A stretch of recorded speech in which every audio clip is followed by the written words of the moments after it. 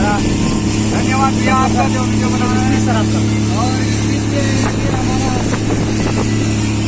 हमारा इसलिए है कि हमने पहले बार यहाँ धमतरी और गंगरेल बांध घूमने का अवसर मिला।